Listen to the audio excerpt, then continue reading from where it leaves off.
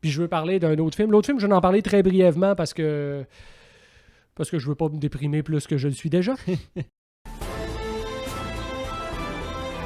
Moi, je crois que les films sont toujours inspiration de la réalité, et pas le contraire. Ce qui m'intéresse, c'est qu'on parle des choses, que ce soit bonnes ou mauvaises, ça m'est égal. C'est pas de pogner sur le marché, l'art, c'est d'exprimer ce que t'as dans les tripes. What other art form do you create on a schedule? Je dois dire que je trouve que choquer est une qualité. I think it's interesting for an audience to get lost in a different world. You need to know how ideas and emotions are expressed through a visual form.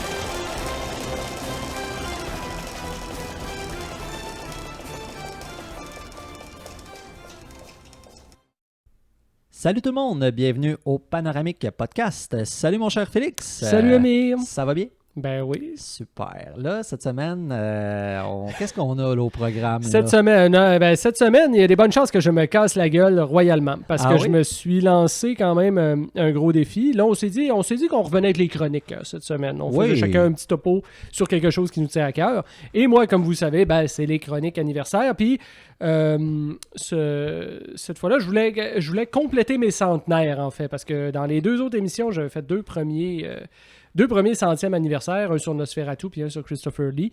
Et là, je m'étais dit, je veux faire quelque chose sur Pier Paolo Pasolini, qui serait aussi un centenaire s'il était vivant aujourd'hui.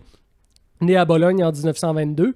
Mais écoute, je vais essayer de vous résumer ça de manière digeste et intelligible et agréable, mais ce ne sera pas facile parce que c'est riche. C'est très riche ce que Pasolini. Parce que Pasolini, c'est un créateur multidisciplinaire, en fait. Ouais. C'est quelqu'un qui n'a pas seulement fait du cinéma. Il a aussi été journaliste, il a été romancier, il a fait du théâtre, il a fait vraiment un paquet de choses. Il a été très, très, très, très, très prolifique dans tous les domaines qu'il a abordés.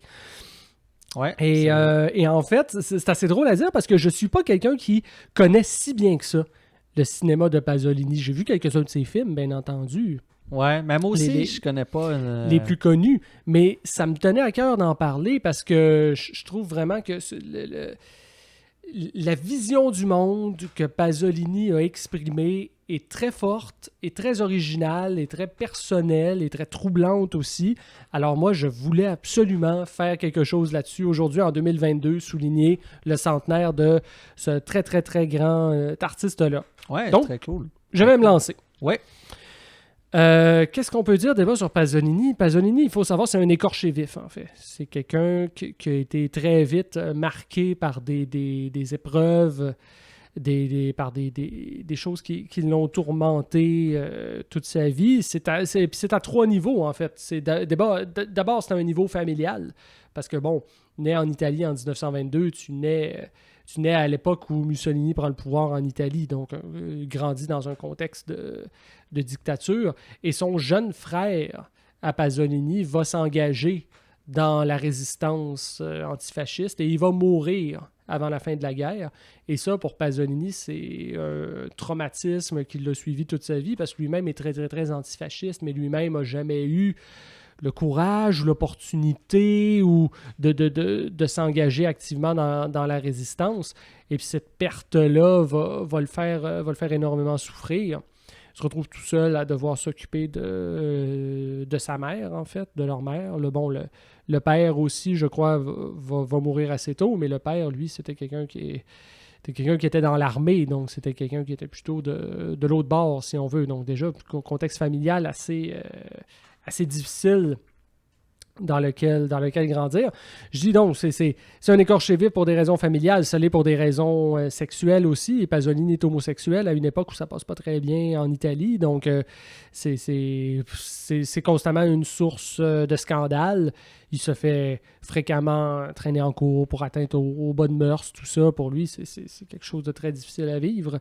Et puis ça l'est pour des raisons idéologiques aussi, parce que la manière meilleure que je pourrais décrire Pasolini, je dirais que c'est vraiment l'ange exterminateur des 30 Glorieuses. Et je m'explique. Parce qu'après la Deuxième Guerre mondiale, on tombe dans la période qu'on a appelée les 30 Glorieuses, parce qu'il y a une période d'à peu près 30 ans où là, il y a beaucoup de développement économique, c'est le retour de la démocratie, c'est la paix aussi, en fait, la guerre est terminée. Donc, c'est une période qui est généralement vue d'un œil assez positif par la plupart des gens qui se disent « Ah, c'était vraiment une période heureuse où ça se passait bien. » Tant les gens plus à gauche qui, eux, vont être nostalgiques des années 60 avec le mouvement hippie, tout ça, ou les gens plus à droite qui se disent « Ah, les années 50, la famille, le bungalow, tout ça, wow. » Ouais, c'est ça, l'industrialisation, tout ça. Ouais.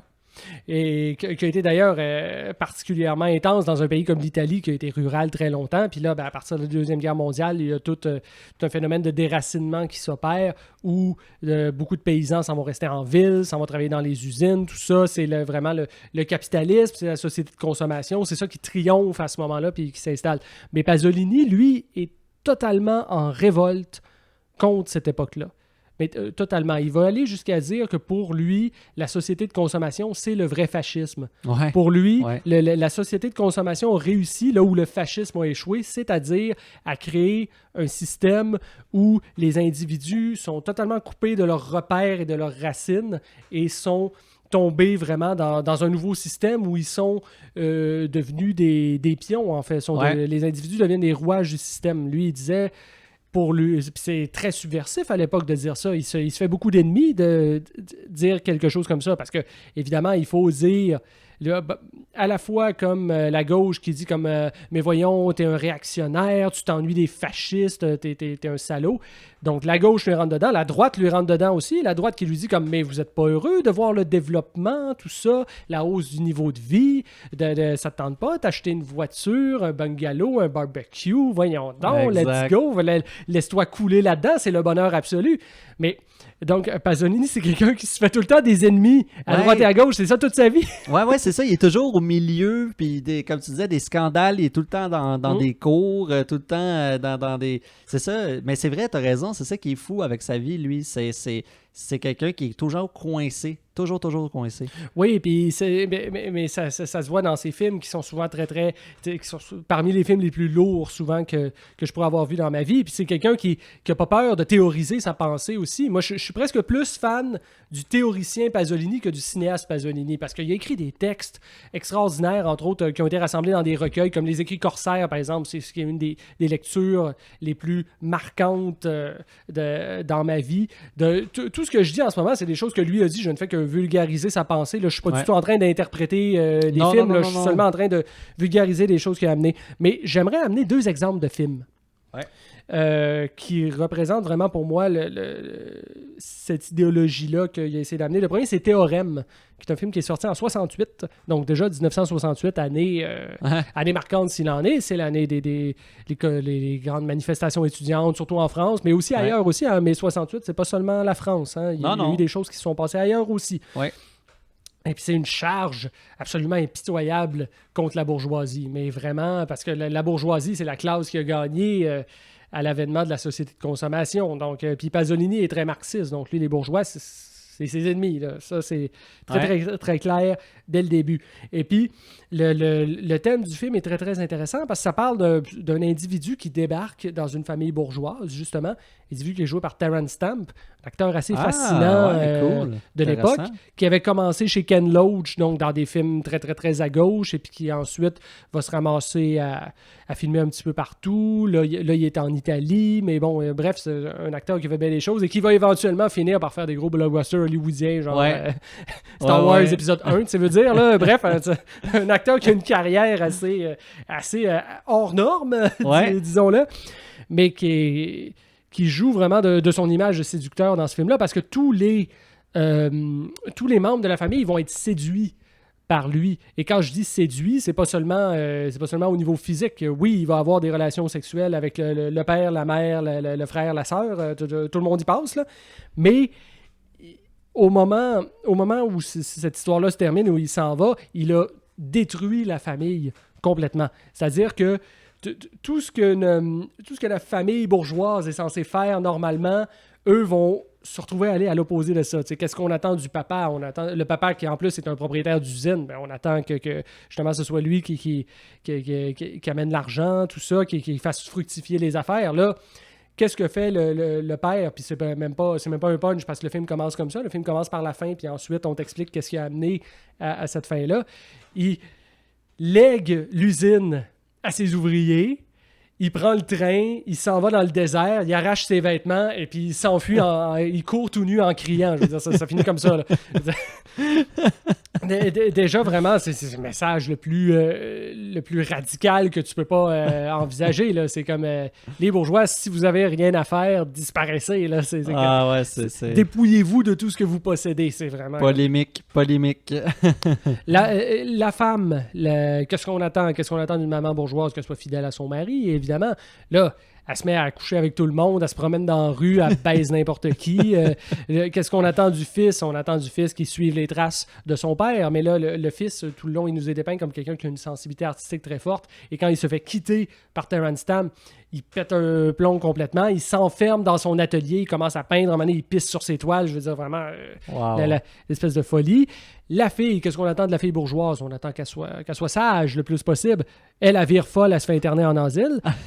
Et on termine avec la bonne, le personnage de la bonne. Qu'est-ce qu'on attend de la bonne, évidemment, qu'elle soit encore plus effacée que la fille, bien entendu. Et là, qu'est-ce qu'elle fait, cette bonne-là? Elle retourne dans son village d'origine, donc toujours le thème du déracinement dont je parlais tout à l'heure. Elle retourne dans son village, et là, elle commence à léviter, et elle devient une sainte, et les gens se déplacent pour la voir.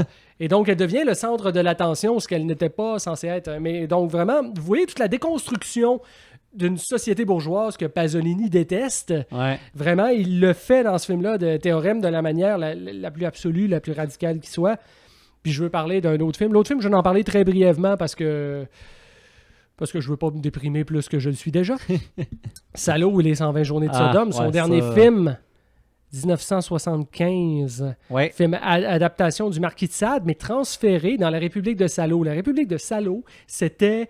en fait, quand Mussolini a été destitué la première fois par l'arrivée des Américains qui sont débarqués en Sicile, dans un premier temps, Mussolini a été capturé, mais il y a un commando nazi qui a réussi à le libérer. Et là, il va s'exiler dans le nord de l'Italie et il va créer cette république-là, en fait, qui va être un peu le dernier bastion du fascisme. Ça va être la République de Salo jusqu'à ce que Mussolini éventuellement soit assassiné. Et c'est un film absolument épouvantable parce que ça parle de 4 dignitaires qui se retirent dans un vieux manoir avec des gardes armés et qui capturent des villageois et des villageoises un peu partout autour et qui font les amener avec eux.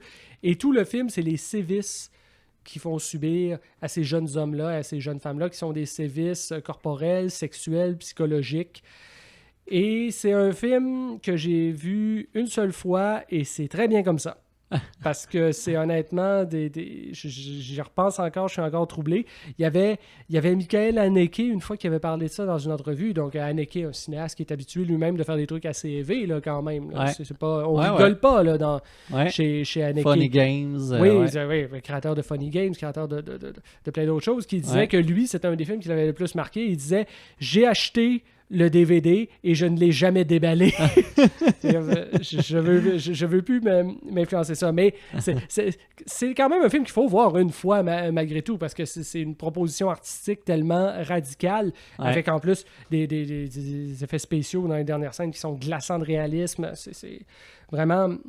il faut se donner la peine de le voir une fois, mais il ne faut pas être masochiste plus que de raison non plus. Ouais, c'est ça, exact. Ouais, c'est Pasolini, c'est ça, hein, c'est des films assez lourds, assez complexes aussi, parce que comme tu dis, il faut que tu connaisses un peu le contexte du réalisateur, tu sais. Et justement, tu parles de contexte, Pasolini va mourir dans des circonstances extrêmement violentes. Il va être assassiné 2 mois avant la sortie, un mois ou 2 avant la sortie de Salo, justement. Ouais.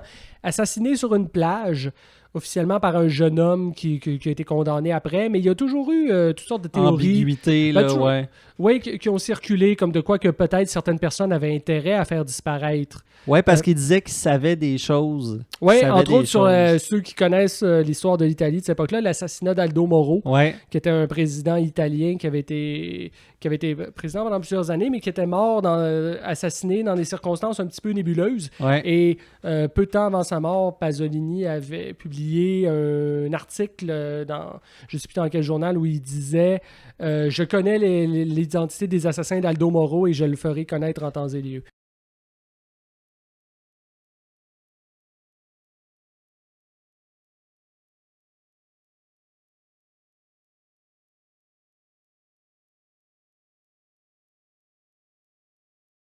Ouais, Donc, exact. c'est pour ça qu'il y a toutes sortes de théories qui ont circulé, qui ont été taillées aussi par d'autres arguments auxquels on peut adhérer ou pas. Mais c'est vraiment comme... c'est comme si la réalité dépasse la fiction jusqu'à un certain point.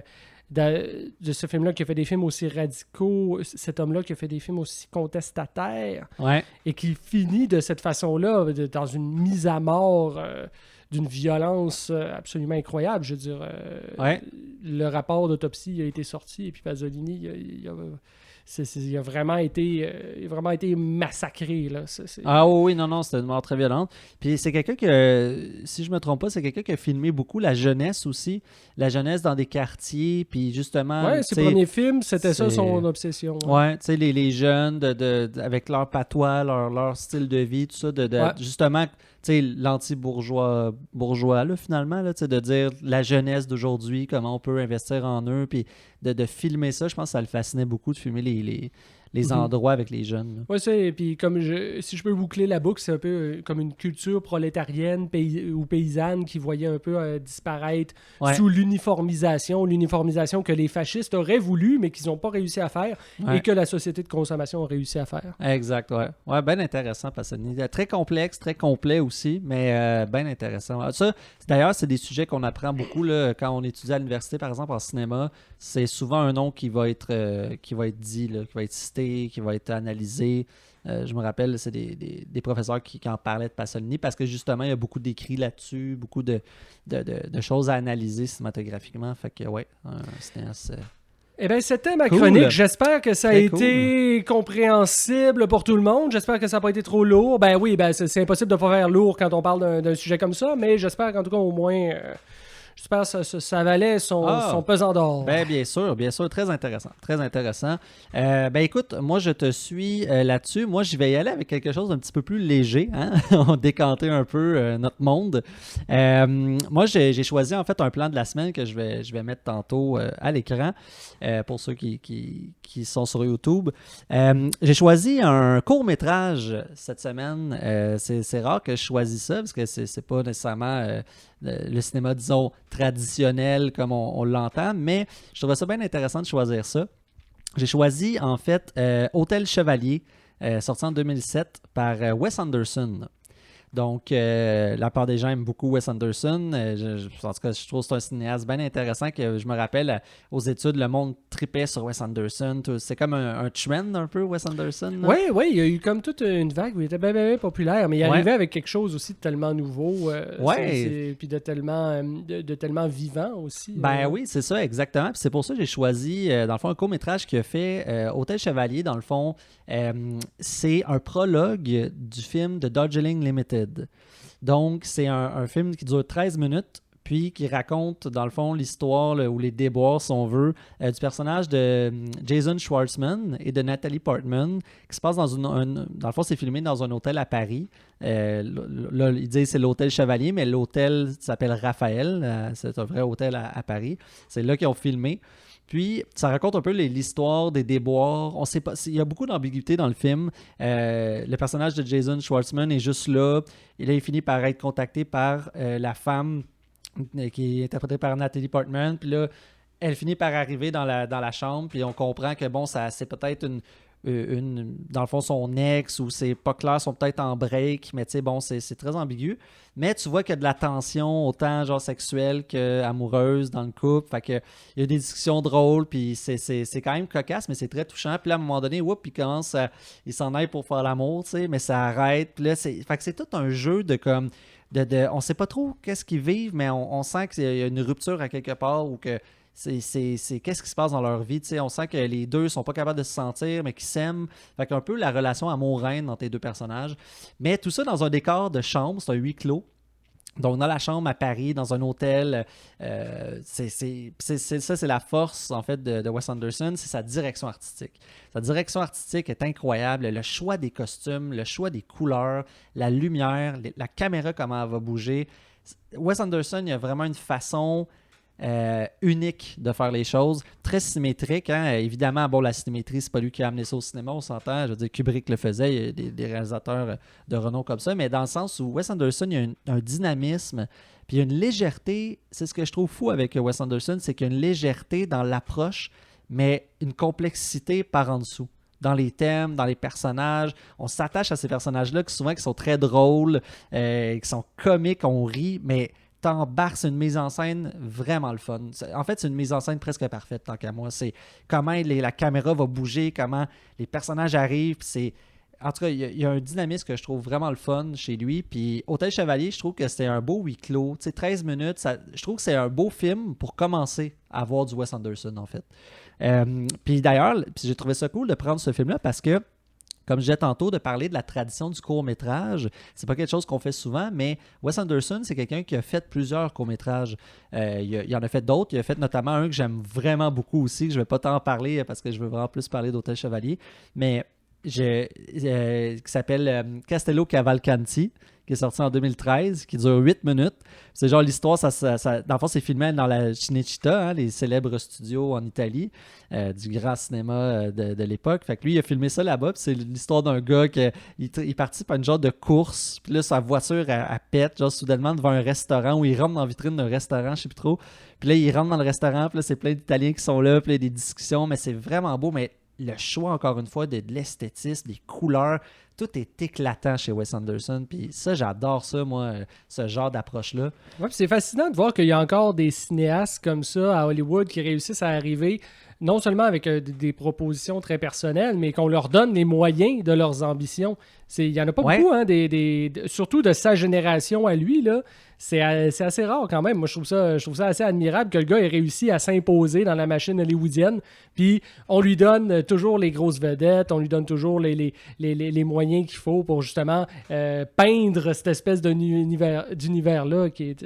Comme tu dis, totalement éclaté, totalement coloré, totalement déjanté. Ouais, c'est vraiment le fun pour vrai. Je trouve que dans ces films, on retrouve, c'est ça, comme je disais, une légèreté, mais complexité en même temps, puis c'est très technique, mais vraiment, la direction artistique de ces films, tant qu'à moi, c'est un cas d'école aussi, là, c'est voir ces films-là, c'est pour des directeurs photo, artistiques, caméramans, tout ça, c'est de la belle technique, puis c'est bien amené.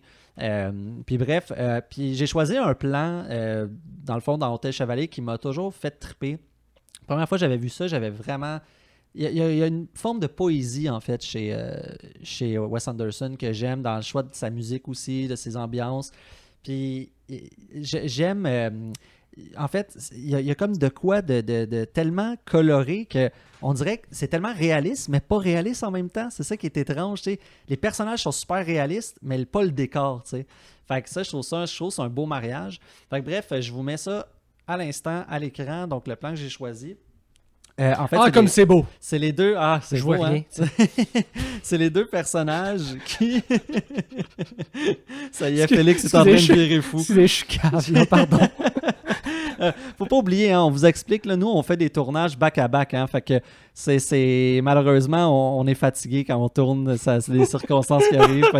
Mais on essaye de faire des choses de fun. Non, c'est bon. Retour à l'image, donc. Donc, on voit, dans le fond, les personnages de Schwartzman avec Portman qui sont sur dans le fond, le patio, le petit balcon de l'hôtel.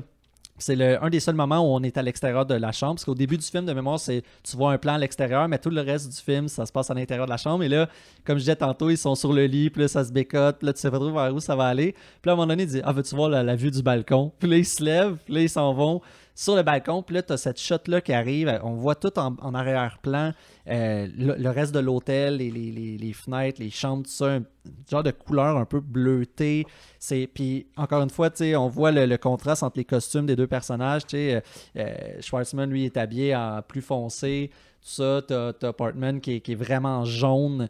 Fait que il n'y a rien d'anodin dans sa mise en scène. Tout est là, tout est vraiment...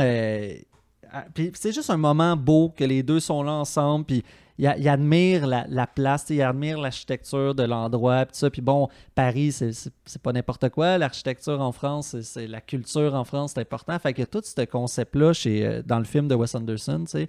Fait que l'hôtel Chevalier, puis c'est l'ambiance comme d'un couple qui est dans une chambre, puis qu'est-ce qui pourrait se passer dans une chambre d'hôtel un peu luxueuse à Paris, ben ça peut être ce genre d'élément-là, tu sais.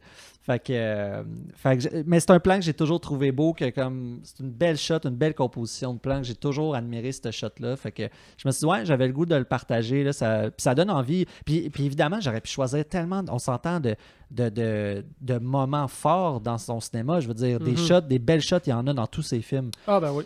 Qu'on pense à The Grand Budapest Hotel, qu'on pense à n'importe quel autre film. Je veux dire, c'est The Darjeeling Moonrise Limited. Kingdom. Ouais, c'est aussi.